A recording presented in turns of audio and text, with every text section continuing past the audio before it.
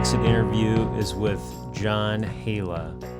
I've known John as an architect in the central Iowa market really since I have been involved at Story. We'll, I'm sure, hear from John about his personal and professional journey through the profession. And I'm also sure since his retirement from his firm, he's been active in the community, and we'll hear more about that. John is a real even-tempered, even-handed person, and I look forward today to hearing his story because while I know a lot, I know there's a lot that I don't know. John Haila.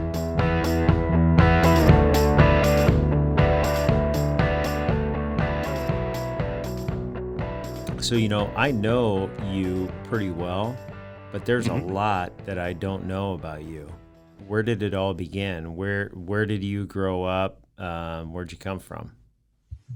I was actually born in Chicago, and then my dad got into computers when they were really in the infancy back in the 50s. So we moved to Baltimore, Maryland for a few years, back to Chicago. And then my mom's health was declining, so we moved to Southern California to get to a warmer climate to benefit her. So I actually went to 5th, 6th, and 7th grade in South Pasadena, and then I went through 8th through high school in Thousand Oaks, California. And then my dad lost his position with the company due to a nepotism situation. Fall of my junior year of high school, and he's unemployed for 18 months. And that time in the early 70s, there was a huge aerospace layoff in Southern California. Mm-hmm. And people couldn't find jobs. There's guys that had PhDs that were bagging groceries at grocery stores just to try and put food on the table.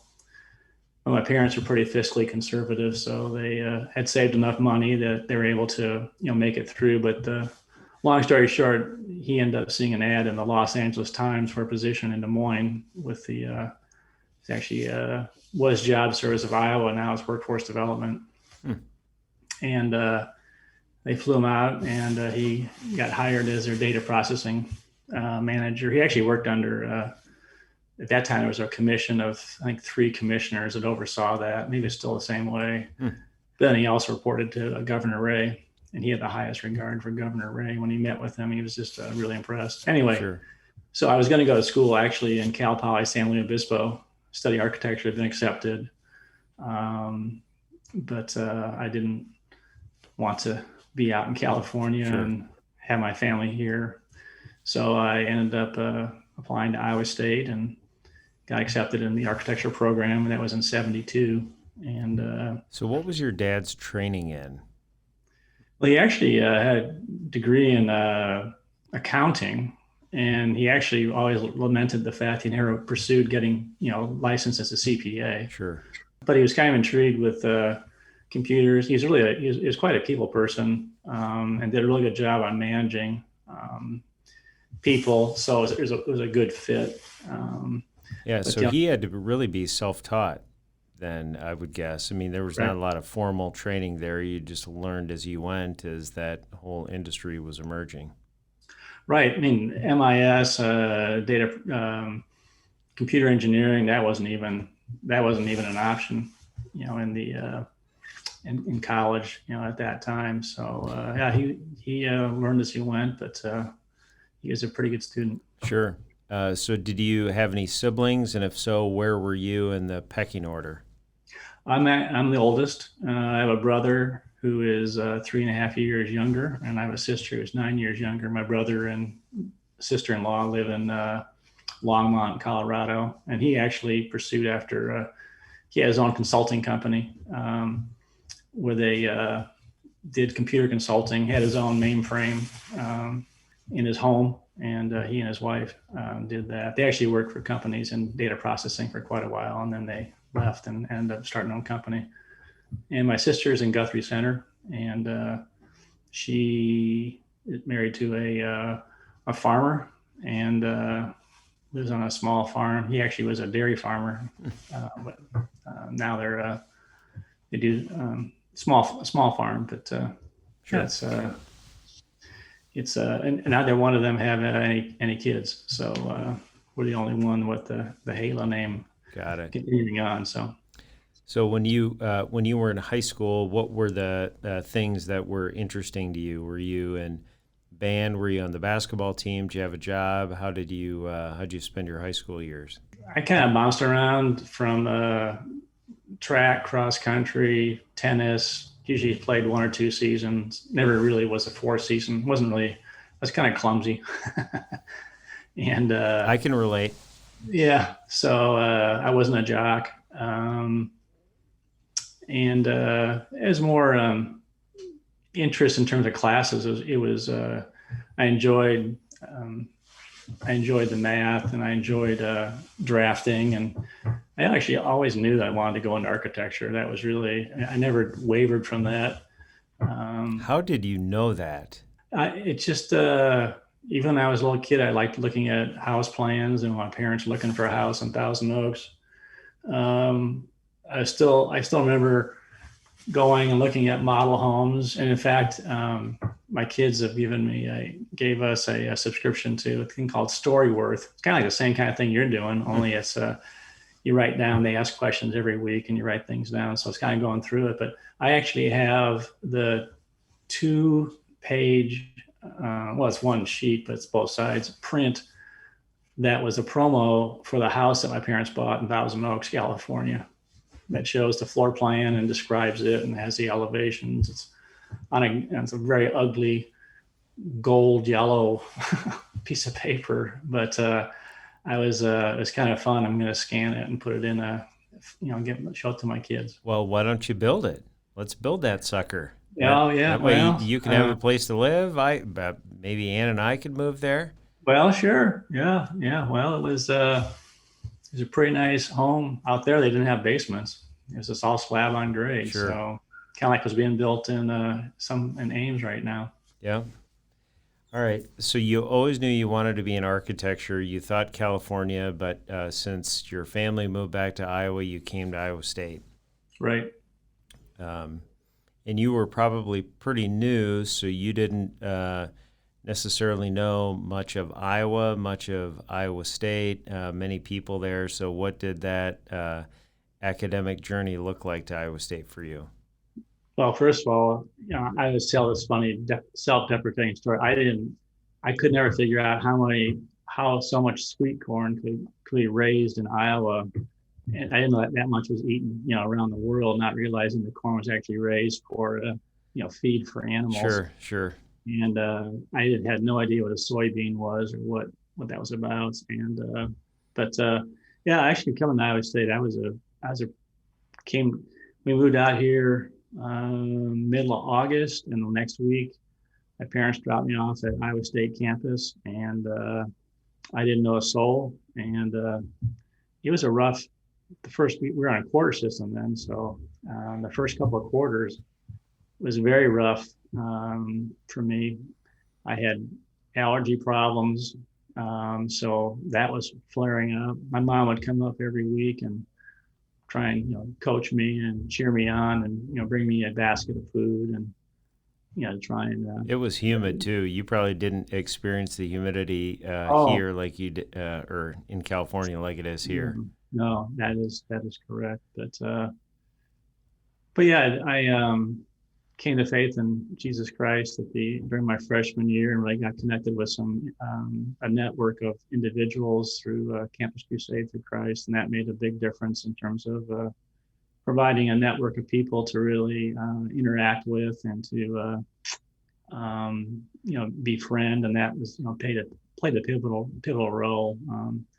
And you and Story Construction and my the company I used to own, actually we remodeled all the bathrooms in Birch, Welch, Roberts. Well, that was my stomping grounds. My first year I lived in Roberts, 4th floor, and then on the ground floor of Welch, and then then the 4th floor of Welch when I finished up my career. So I was a proud dormer. Yeah, well, I was going to ask where you lived. So who was your roommate your freshman year?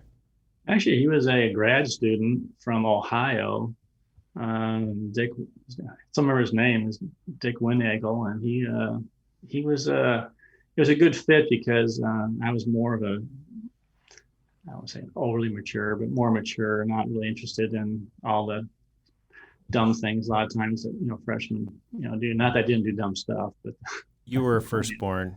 Yeah, it's a firstborn yeah, quality.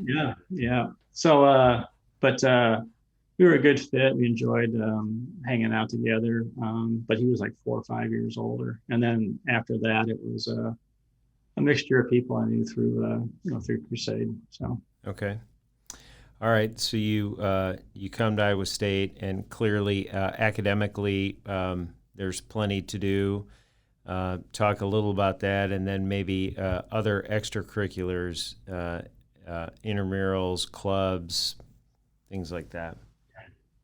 yeah, I say that I struggled my freshman year, especially with calculus. That was I was pretty fortunate. I had tutoring every day, Hmm. and I still remember the first two tests I took, I flunked, and the next two tests, by the grace of God, I got A's, and I ended up getting out with a C. Never looked back. Never had to use calculus again. Was thrilled by that.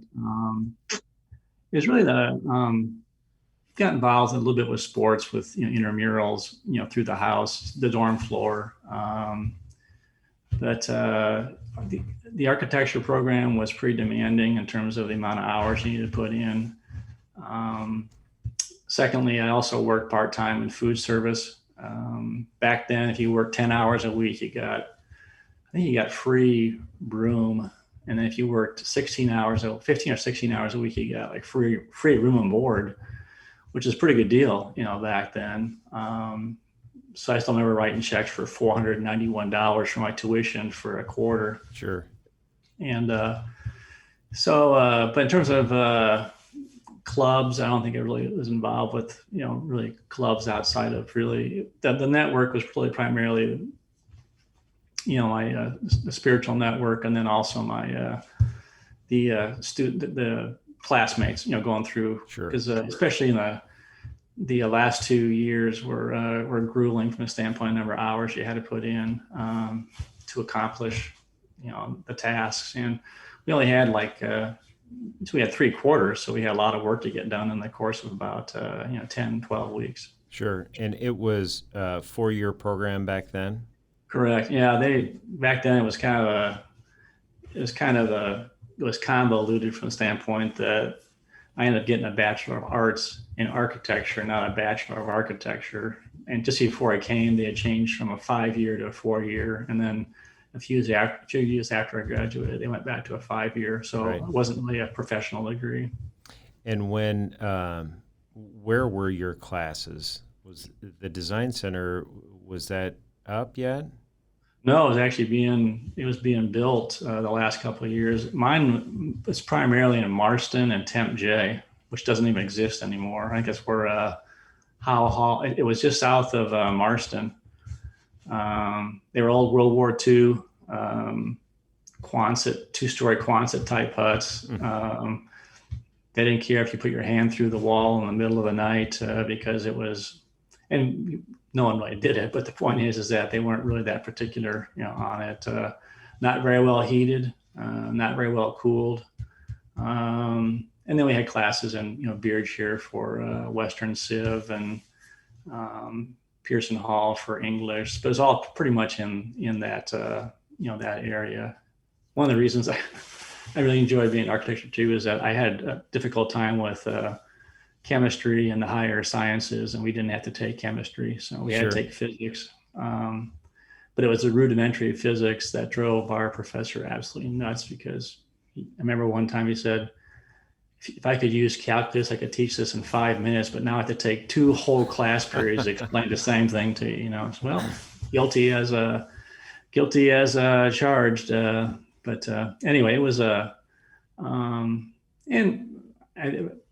and I spent a lot of time studying. I mean, I really Sure. was pretty dedicated student, and so between the class load, working, and then extracurricular with crusade activities, it took up most of the time.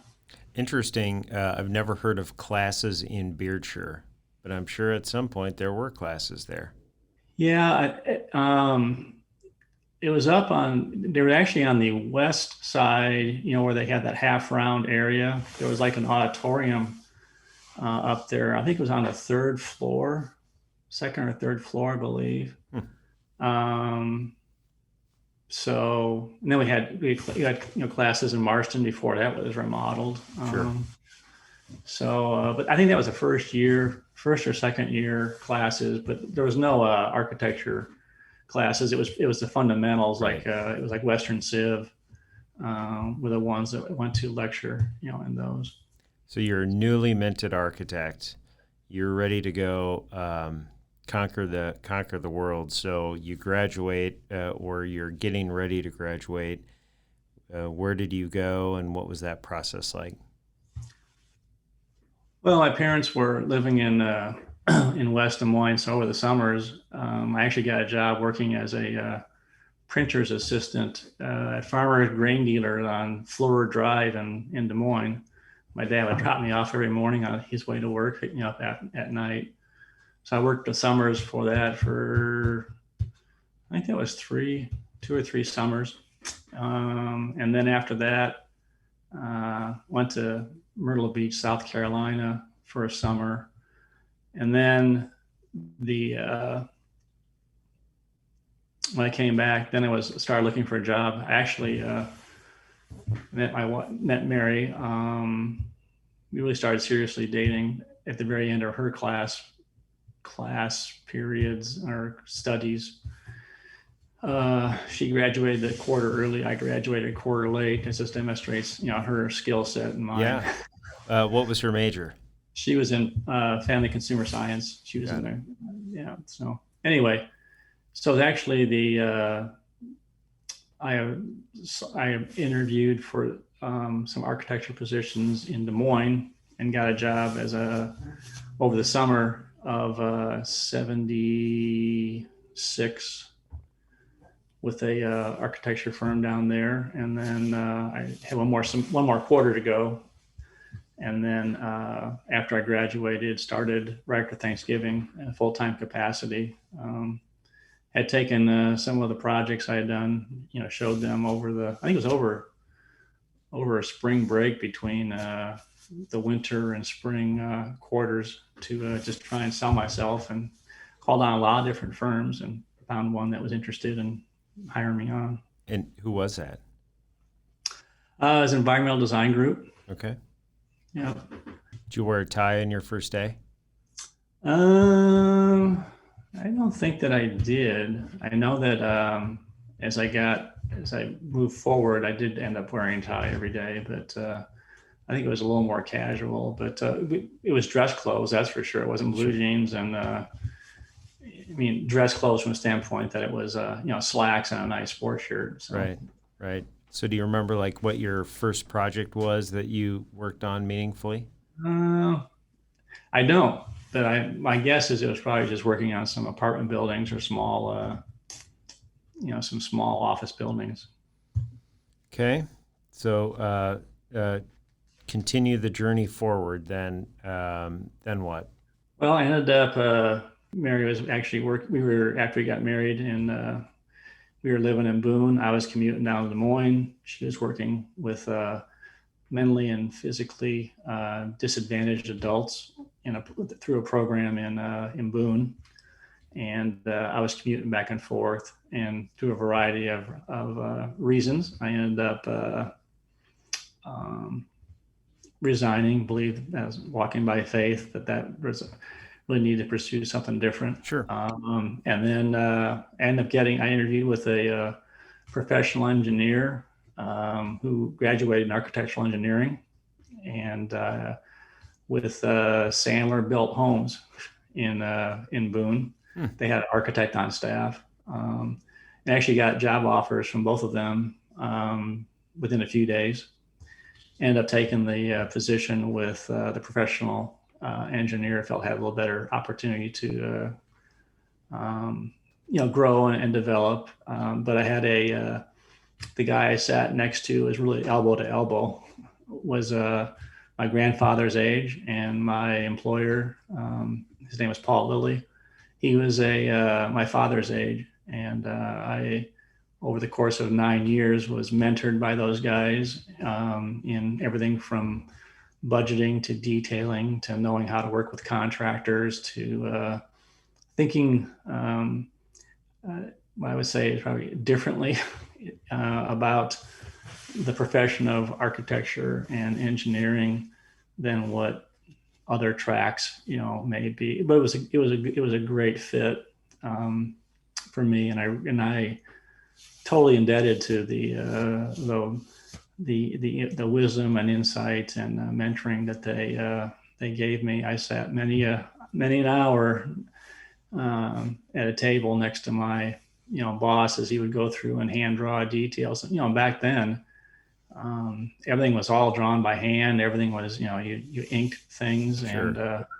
And you had electric erasers, and I would have mountains of eraser crumbs on the on the side, and sometimes you'd erase so much the clear print would get flimsy, and you could tear a paper, and you basically would just absolutely go berserk because you got to tape it. Sure. So professional engineers, so structural, civil. Structural. Okay. Yeah. And actually, the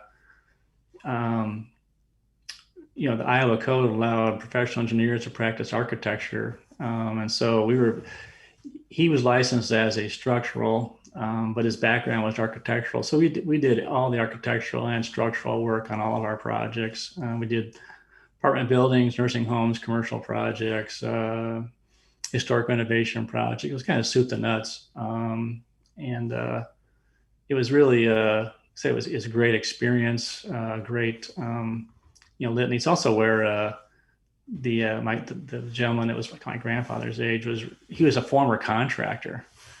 And so he would do all the CA, and I learned immensely from him in terms of how to think about things, even shaping my attitude towards contractors, sure. which was contrary to what my prior experience had been, and that's one of the reasons which motivated me to want to find a different place to work also. Sure. So with an office in Boone, how far away did you do projects? Were they pretty close, or were you how far did you get from home? Yeah, I think that probably 40, 50 miles. We had some nice projects in Fort Dodge. My predecessor really wasn't a marketer. He just relied on people, word of mouth. So he wasn't out actively trying to grow it. So actually, it was for the whole 9 years. It was just the three of us until the gentleman's name was Elmer, and when he retired a few years prior to the change occurring, it was just the two of us, working together. So I mean, there's a huge benefit to being in a small firm because you get to get involved with everything. But butcher, baker, candlestick maker. Yeah, but what's interesting was that they were it was a different attitude towards mentoring young people. I was not allowed to do any construction administration for over 8 years. I mean, I just didn't know enough. I was still too young, too green.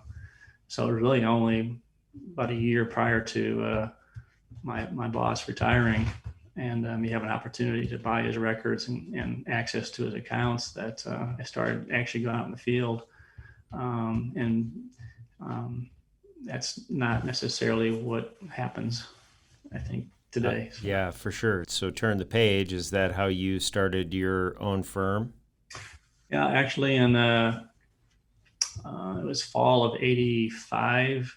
He announced unexpectedly that he was planning on retiring, and he he told me I had two choices. One, either find a new job because he was going to be done on March 1 of '86, or I could buy him out, which basically buying his records, but he was going to keep 4 or 5 accounts, all of them that produce cash flow. Well, of course.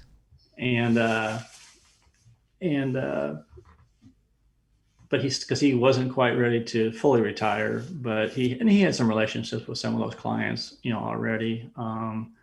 and a couple of them. One was working with a foundry down in Perry that I had no real interest in it, and he had a personal relationship. So, but he made it extremely. He made it so that we could afford, because I didn't have any cash. And you were probably had a family by then, or were Right, two starting that. kids. Yep. Yeah, two kids, and it's you look back, and I know it's all relative, but I remember when I graduated, I had a 4-year degree, and I started out at $4.50 an hour, and I got a big raise, like $4.75 to go work for him, an hour. So you're talking about less than 10 grand a year, and I think that when I ended up after 9 years, I was still making less than $18,000 a year salary, and if we had a good year, the bonus might be $1,000 or $800 or something like that. So Sure. So it was, and Mary had stopped working. We intentionally wanted her to be home with the kids, so we were living on a pretty shoestring budget. But then we always had food on the table, and God always provided for our needs, and so we didn't really Yep. we were happy, we were content, and it worked. All right. So you come to work on March 2nd of 1986. And is it just you, or did you hire anybody? How did your firm launch? Yeah, it was just me, and part of the buyout was I had to hire and keep the secretary on a full-time position for at least 6 months. And I think it was partly because he knew I needed someone to help with bookkeeping, and she and I had a great relationship already. So it wasn't like I was being forced into hiring someone. In fact, if he hadn't required, I still would have done it, because I knew I needed someone to help out with that. Sure. And this is all pre-computer, so everything's being done by hand. I think that we had just bought an IBM PC that had 2 floppy disk drives. So to boot the computer, you had to put floppy in one disk drive. Yep. Get the computer started, and then you put it one in to store the data, and then you had 640K to operate the program. So I wasn't like getting anything in terms of electronic details or equipment. Got a blueprint machine that stunk to high heaven when you ran it. Yeah. So it was the two of us, and then we started picking up enough work that it was getting pretty old, working 15, 16 hours a day when you're getting started. I ended up hiring a part-time drafts person, and then over the course of a few years, we grew to probably a staff of four or five people. Had some very, very interesting experiences, which would take probably another hour of podcast in terms of, and I think that people who have employed individuals know the challenges that you go through. A lot of times you can't make it up. No, but anyway, the point is that I started growing. In fact, we ended up moving the company a number of times because we needed more square footage. So we moved multiple times within the city of Boone, and we ended up. I think that we were probably probably had 6 or 7, 8 full-time employees by early 2000s. I think the first time I met you, I came to visit you, and your offices were in the livery building, I think. Actually, it was 2 doors to the east. It was it was original telephone building. Okay. In Boone, 814 7th Street, still there. Gorgeous facade and building, and we had bought that in '96 and gutted and renovated that, and it was 2-story, kind of inconvenient from the standpoint of being split floors, but man, that thing was a tank. It had 7-8 inch thick concrete floors and vaults, and back then when you had telephone equipment upstairs on the 2nd floor, there was lead acid batteries and the whole 9 yards to operate stuff. So it was derecho proof. It was derecho worthy back then, for sure. Oh boy. Actually, it's funny is that it was actually a civil defense shelter, and they still had tins with civil defense food downstairs. One day one of my sons wanted to open it up, and he wanted to try a cracker, which he did, and he promptly removed the contents from his mouth. He said, "Yeah, that doesn't taste very good." So, Sure. So, from a design perspective, what were some of the commissions the projects you designed in your earlier days that are memorable? well, one that some of them I'm really proud of. One is we did the addition renovation to the public library in Boone. And while some might say that all you did was copy what was there already, I kind of measured success by how the public received it versus architectural critics, and everyone was extremely pleased with how it looked and how it functioned. So that was a big project. That was a $2.5 million project. Back then that was in the late '80s, early '90s. Did a church addition, master plan for Webster County Courthouse. That was probably one. We did a complete historic renovation of the Webster County Courthouse over the course of about 10, 12 years, which included exterior renovation and replacing the skylights on the outside, roofing, stone restoration, all the way through on the interior. So we had a very committed board of supervisors that wanted to make sure it was kept as a historic, monument. So that was a really long term. In fact, that's where I had the privilege of working with. It used to be Chief Justice Mark Cady, who was on the Supreme Court and just passed away here, a couple of years ago. Yep. He was a district court judge residing in that courthouse, and he was very passionate about architecture also. And so we became very fast friends, and we worked on that project and restoring some courtrooms, together. So in fact, I have fond memories. About a month or two before he passed away, he invited us to come down, or me to come down and tour the new, courthouse, or the state, court building just by the Capitol, Right. And got a tour, with him, and was a great friend and a great ally. So, Cool. anyway, then in early 2005, 6, 7, we'd been doing work at Ballard School District for quite a few years, and then we ended up.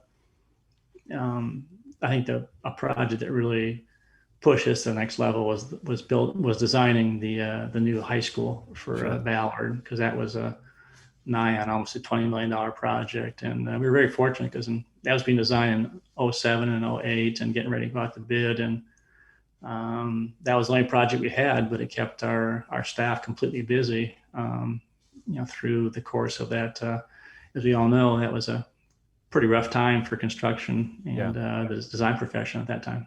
Well, so before we jump to your move to Ames, I'm curious to know. So you were working a lot, clearly, and you had a young family. What kinds of volunteer pursuits or things did you plug into in Boone? Well, I was active in the local Kiwanis Club, so that was something that took time, and then also very involved in church activities, and also both boys were involved with Little League, and so I coached Little League, and that was something that I thoroughly enjoyed. But the one thing that I did do lament was that didn't really get involved as much with either chamber commerce or other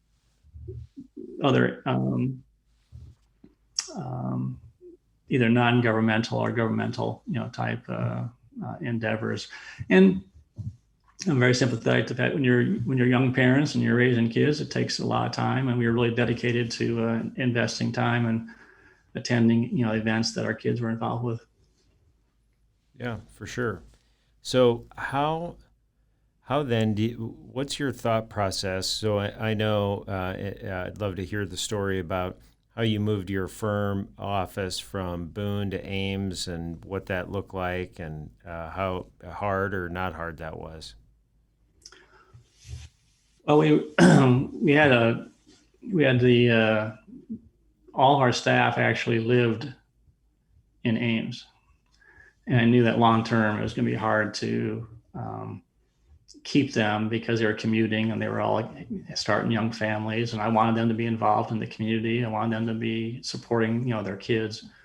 And also, without going again into a lot of detail, there's a lot that's going on in our own lives and minds about getting involved with a faith community. We were involved with a faith community in Boone, and then we end up getting involved with a faith community here in Ames in 2002. And both our boys were involved with that, also. But the challenge was for us was that one is we worked in Boone, but we were really committed to the faith community in Ames, and so were the people. A lot of people were working with me as well too. Sure. And there's a dichotomy there in terms of how can you really give back to a community and get engaged in a community when you're not working in that community.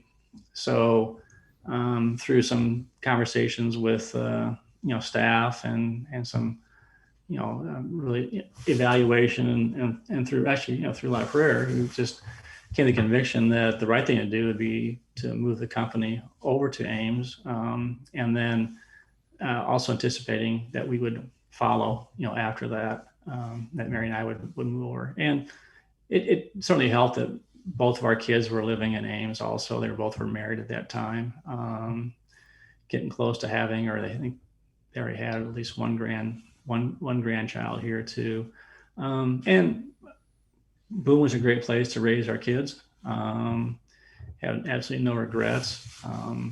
But we also saw there's a lot of positive things that were going on in Ames. And so we thought it was really a good move. And it was an important move professionally because, long term, I was looking down the road for, knew that, 10, 15 years, not sure about the timeline, a transition needed to occur. Sure. I was in the early 50s, mid 50s at that point in time, and realizing that if I wanted to transition, and that was that it was going to have to happen probably over in Ames, not in Boone.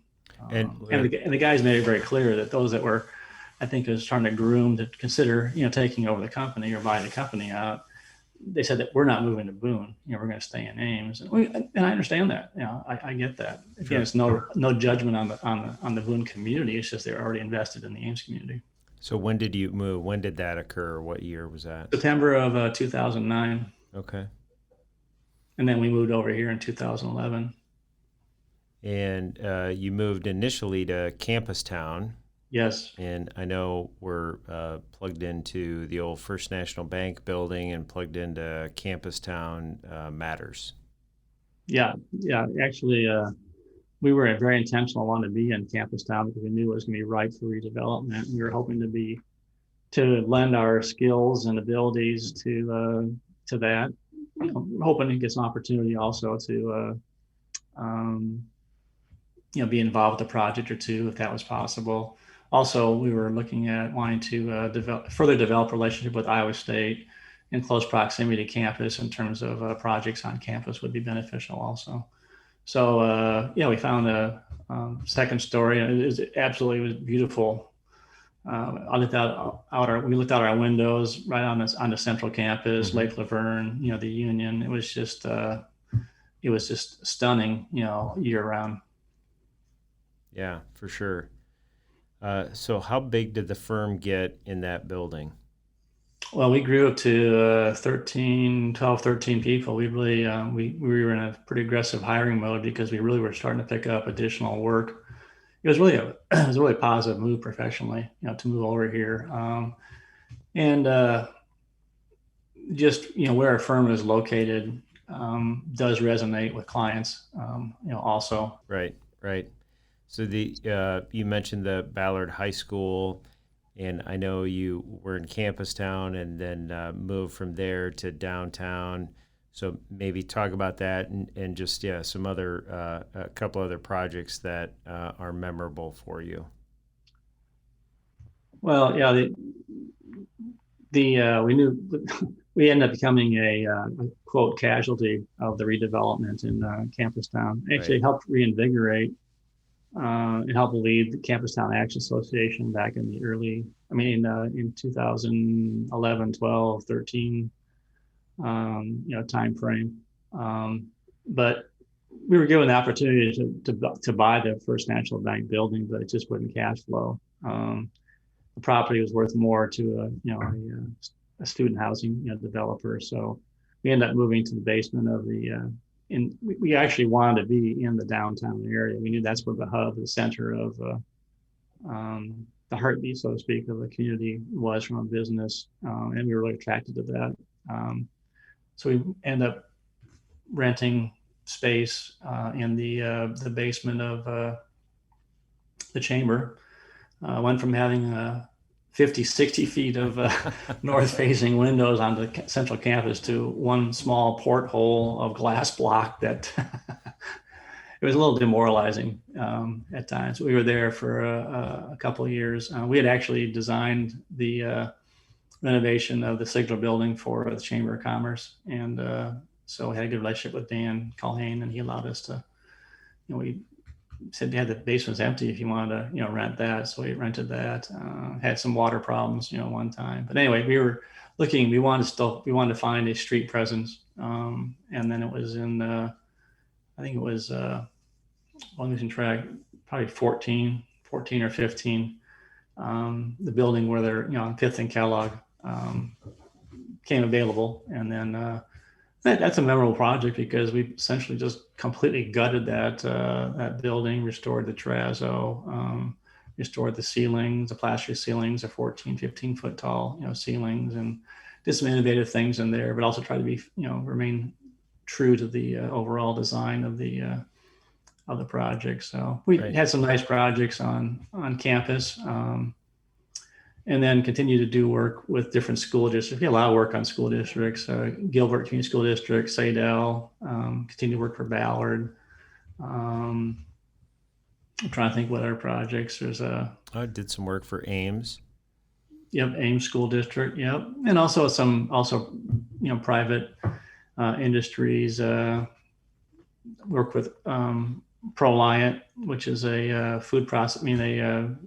They do both pharmaceutical as well as food grade products. So did some additions for there. And also one of the projects, Story and Haila worked on together was the beautiful renovation of the Bethany Manor, long-term care. We did a number of long-term care projects, Raleigh Home in Perry, memorable, and just really making the built environment more attractive to those who choose to live in that environment or live in that, and so it really got on the cutting edge of that also. So just like your predecessor got to the point where, hey, it's time for me to be done, so you can either find another job or buy me out, you came metaphorically to that same fork in the road with some young people within your firm. So when was that? Well, we started talking about it probably in the early 2010s, 2011, 12. I really wanted to have a logical and smooth phase in, phase out, never losing sight of the fact that we were serving our clients, make sure that our clients were served in a way that was continuous. People don't like change. The other thing too is that for any firm is going to, or anyone's going to succeed or continue on, they need cash flow. And by this time, we were up. One time we hit like 13, 14, 15 people, and that's a pretty hungry hippo in terms of of needing cash every month. In fact, every year at the end of the year, I always shook my head and I just wondered, how in the world do we generate that much, income? And then, we were paying, well over $1 million a year just to consultants alone for mechanical, electrical, civil consultants.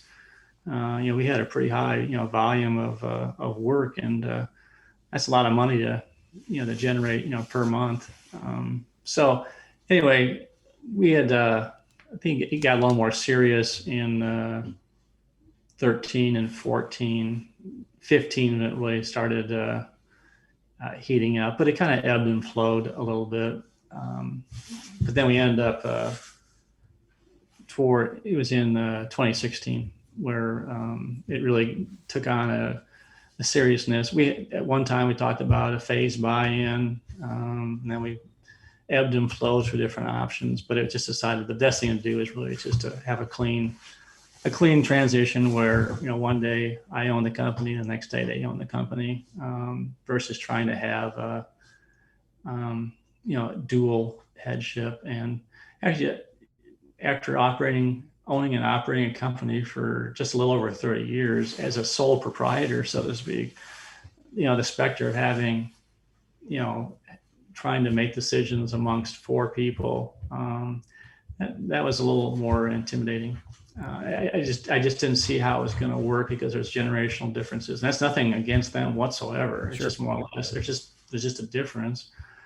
But I brought them along for several years. They served on a board. We had a lot of conversations about how things were going to, how I thought about things. But I knew that they were going to do things differently also. So it was early September of 2016 where the transition occurred. Got it. So before we launch forward, because there's more things forward there, you mentioned mechanical electrical consultants. So boy, I'm sure you worked with a lot of characters in your day, with different design partners, contracting partners. When I mentioned that, who comes up as some of your studies, some of your real go-tos for partners on projects? Well, initially it was Pulley and Associates out of Des Moines. Frank Pulley and Brian Dangleser was working there. Ken Taylor was working there, and they were steady partners for quite some time. And then Gilmore and Doyle, and then we also utilized Bluestone out of Des Moines, and also Dennis Bennett and Dave Lozen. I'm trying to think, forget their name, forget the company name right now. So those are probably the primary ones. I'm a pretty loyal person. Once you start working with someone, you get to know how they're working.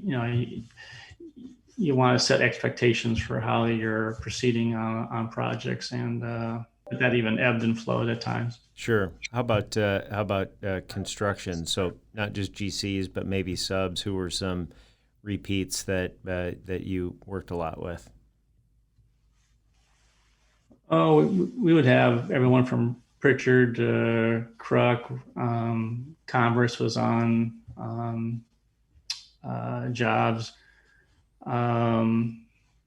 Tri-City Electric, Nelson was on a few of them. Gosh, I'm kind of embarrassed. I'm forgetting some of the. No worries. But anyway. All right. So you get to 2016, and you think, man, this is great. I got nothing to do. I'm just fine. But I know that didn't happen. So what does life look like since leaving your firm? Well, actually, the agreement was that I was going to consult and work part-time with the guys. Intent was that it would be for, potentially up to 5 years. Because I wasn't, like my predecessor, I wasn't quite ready to just, hang it all up. And at that point in time, still needed some cash flow, also for a variety of financial reasons. So I had always, towards the end of 16, I had always been impressed by the Ames City Council through interactions with them when I was on Campus Town Action Association, through shirt tail conversations when I was on the Chamber of Commerce board, or Habitat for Humanity, and then Mayor Campbell appointed me, and the council approved me serving on transit boards. So I served actually as ended up serving as president of the Ames Transit Board, which oversees Thyroid. So my frequent conversations, interactions with city staff as well as city council, I was just kind of intrigued by how can I give back to the community and use my skill sets, my leadership, So I started toying with the idea of running for city council. I knew that our ward councilman Peter Rosen was going to. He had indicated he was thinking he probably would not run again in fall of 2017. So I was kind of playing around the fringes, talking to some people, about that.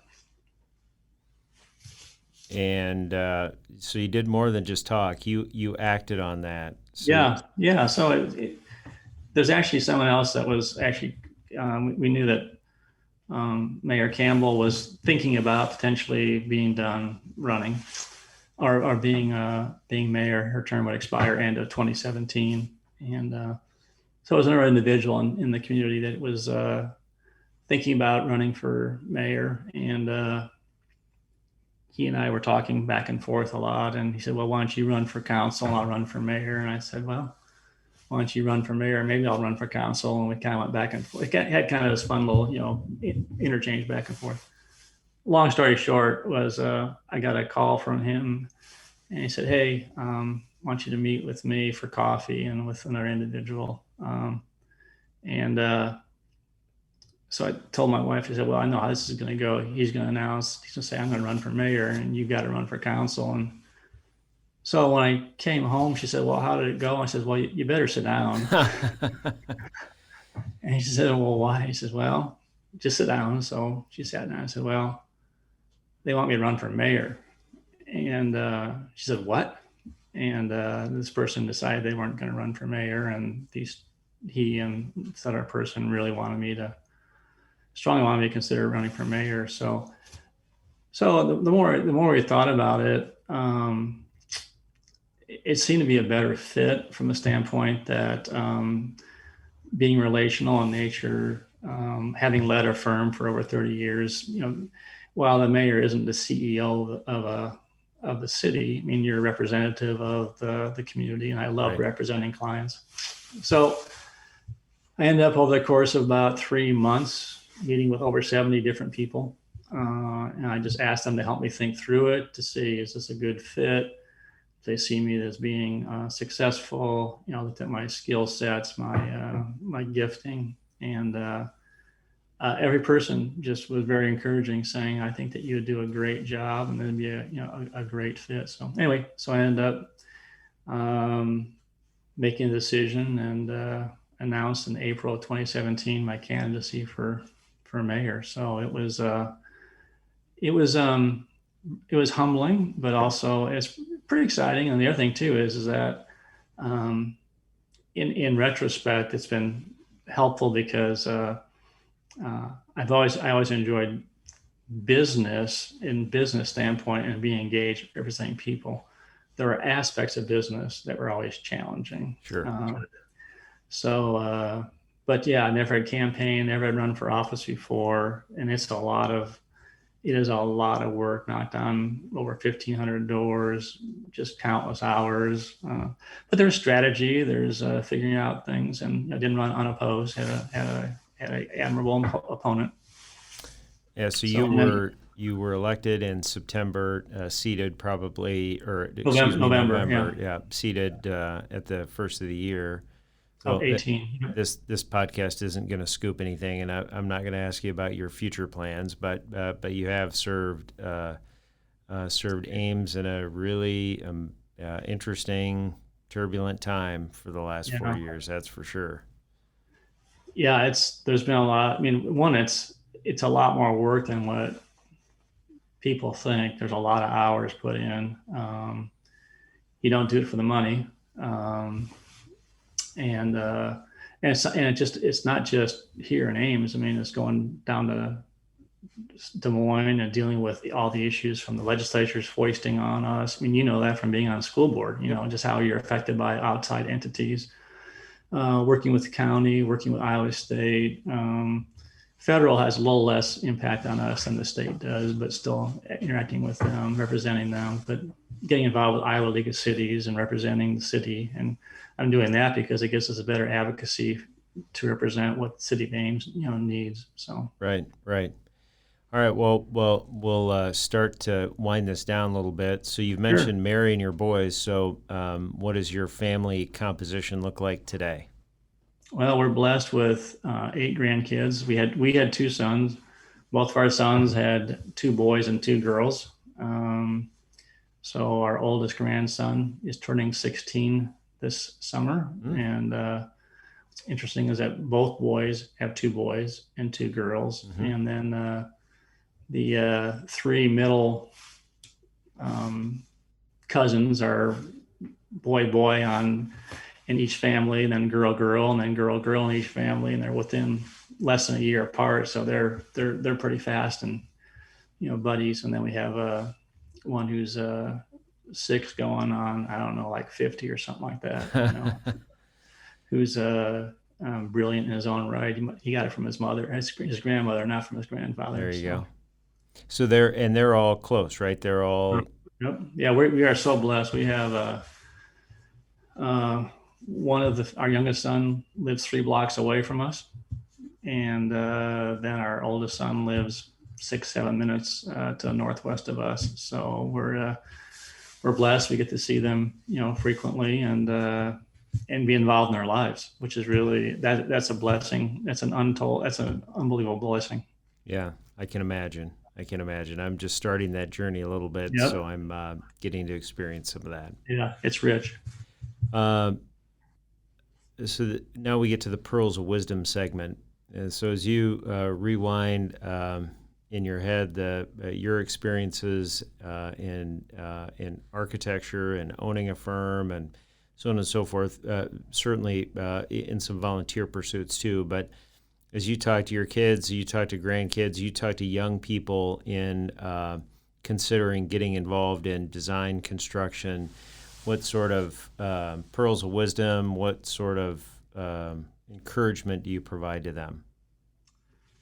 Well, the first of me is, and this is not just because I went through it, but this whole idea of an apprenticeship and mentorship was is critical. So I encourage people to not look for an opportunity that's going to immediately throw you into the fire, but look for someone or people that are going to really build into you and help you develop specific skills.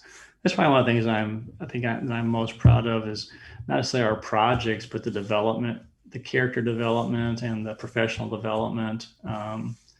We didn't have very many people leave our company, but when they did, they were pretty much snapped up pretty quickly because we started developing a reputation for being incredibly detailed, cost conscious, schedule conscious design firm. And so people knew that when they hired someone from our company, they were getting someone that really knew how a project went together and how it was detailed.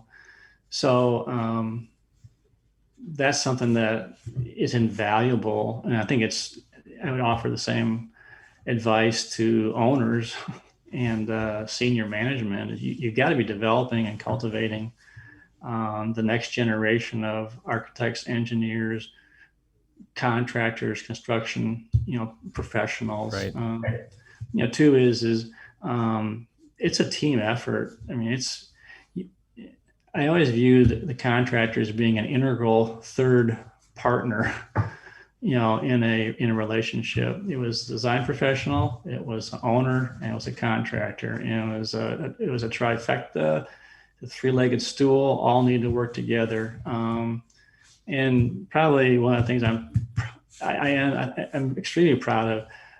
We were never sued. I never had a claim filed. I never had an owner ever say, you better contact an attorney. Do we make mistakes? Yeah, we made mistakes, but we always owned up to them, got them dealt with quickly with a contractor or with an owner. We fessed up, not always the nicest or most pleasant conversation. Right. I always stress to people, let me know if you make a mistake. Let's just deal with it and move on, essentially. And in this litigious society and haphazardness that can go on, that's critical. And we were dealing with people's lives, essentially. One mistake can cause not only property damage, but life damage. So Right. that's one thing is really be about that, Another one is I shared this with people for a long time. Students that come and talk to me is be multilingual. In particular, learn how to speak Spanish. I said if I had two qualified applicants and one could speak Spanish and one didn't, I would hire the one to speak Spanish, because you have to interact with people on the job site, and we had a lot of very talented, qualified subcontractors who had Latino workforce, Mm-hmm. and you needed to communicate with them. So those are a couple of things. Patience is a virtue. It's a journey. It's not a sprint. Right. It's a marathon, and but you got to work together. So. Great. I think that's all we got today, unless you have any final mic drop moments. Anything you want to throw in that maybe had been on your mind that I hadn't asked about? Well, I would say this is that my life has been fuller and richer being involved in the community outside of my profession, outside of my faith community, and outside of my family. I think that's probably the other thing is giving back to the community. That's what changed when I came over here, was we committed to, resolved to, and I supported staff being involved in everything from leadership aims to volunteering and getting engaged. We have a moral responsibility to give back to the community, and whether you're a design professional, a contractor, you name it, you have skills to offer that will benefit the community. So whether it's involved with the young professionals group, or whether it's a service club, whether it's local government, we're just stronger and richer as a community because of being involved. And so, and that's when I speak to people as mayor, from young professionals of Ames, or I think it's called Fuel now, or other, the Ames Citizens Academy, you name it. I just really encourage getting involved in the community, and it really has broadened my perspective. Helps you be more understanding of what's going on with others in the community, because we can become so siloed, so isolated, right, as individuals, and so there's a huge benefit to that. Yeah, great. Well, hey, thanks a lot for your time. You might enjoy listening to some of the others. I know Sure. Your kids will enjoy listening to this, so we'll promote it on some of our socials too once we put it out. It's the history of our industry in Iowa isn't really captured very well, at least as far as we know. So this is just like one small way to help people hear it and then keep it. So thanks. I appreciate that. And the other thing too is that one of the things that's important to me right now is I'm really working on trying to help record my legacy, what's going on in history for my kids and my grandkids. I don't know much about my grandparents, know a little bit more about my parents, essentially. Sure. But I think that roots are really important, and to know and what you're passing on. And just one tidbit, I had some grandparents that were entrepreneurs. My brother's an entrepreneur. My sister has entrepreneur tendencies. My eldest son is an entrepreneur. So the point is that that's a legacy that gets passed on, also. And I think it needs to be captured. So that's why I agree. I think it'd be a good thing to have something that they could always listen to and say, Grandpa's gone now, but you hear his voice, and you hear, just kind of a little bit of a story orally. That's easier to listen to sometimes. So. Yeah, good. So thanks for doing it. I appreciate it. All right. Be well. See ya. Thank you. Yep. Thank you. There you have it, straight from John's mouth.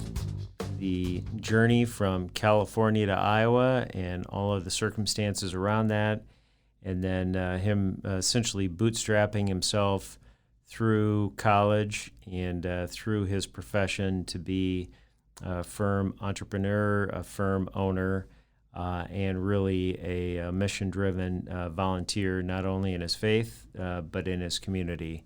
There's a lot to learn from this, and probably a lot that wasn't stated that went along with this journey. But we're all better off for knowing John, for having worked with John, and now having him serve our community of Ames as our mayor. So we appreciate that. We appreciate John, and we'll catch you next time.